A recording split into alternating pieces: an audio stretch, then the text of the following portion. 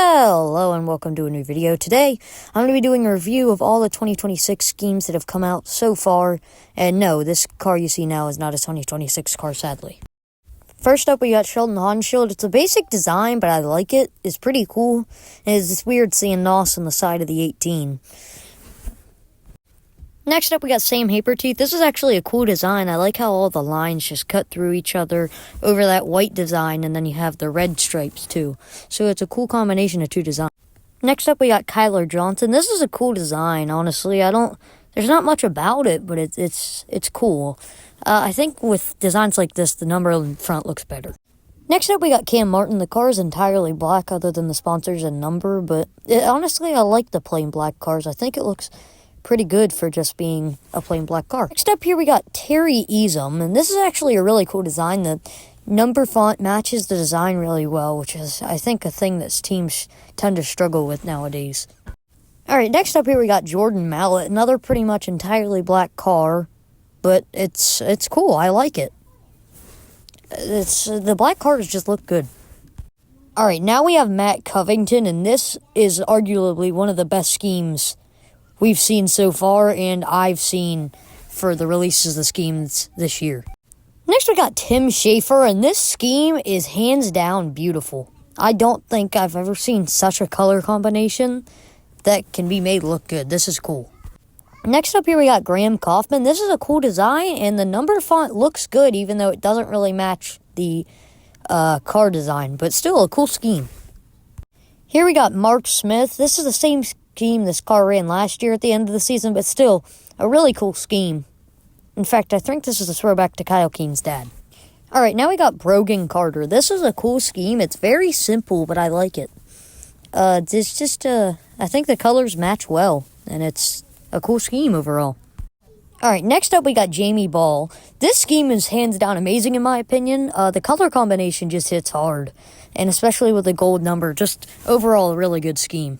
Here's Logan Schuhart's car, and this car is really cool, and it's just awesome to still see the shark nose on the front. But this Duramax car actually looks really cool. Next, we got one of the most hyped up things of this year, and it's Gio Scelzi's Chili's car, and Chili's has done a lot with the sport lately, and they made a pretty cool scheme here. Well, now we have a scheme that's been out for quite a long time. In fact, it even raced already. But this is Spencer Baston's 2026 car, and I think it looks pretty good. Next here we got Lance DeWeese now driving for the Eichelberger 8, and this car is really cool. This is a really cool car. It's just cool to see a different font on the car. Next we got Jordan Givler. I don't know if the mint was the best decision, but it's still a really cool car with the orange, black, and mint on it. And just a cool car overall. Alright, next here we got Danny Dietrich. Sadly, all we have is sneak peeks of his car for now. But it almost looks green and red. And I thought it was orange at first, but it's actually red. Pretty cool. Next, we have another scheme that is really, really cool. It's similar to one of Brad Sweet's, I think it was his 2024 scheme. But it's Jason Pursley's scheme, and this scheme is just really cool. Next, we got Jeremy Weaver. This scheme is pretty much identical to last year's, but what the black is now used to be white. Oh, still an amazing scheme. We have Brock Zierfoss. This car looks like it came straight out of the World of Outlaws dirt racing paint booth, but it is downright amazing. This car is really, really cool.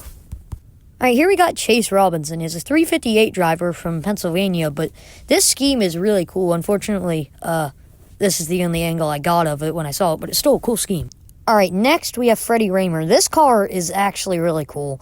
The red, blue, and black and white just go really well together, and yeah, it's just a cool scheme. And here we have Justin Peck's car with the literal spitting image of last year's car. I don't think there's one change, but still, this scheme is really nice. I love the yellow border around the design.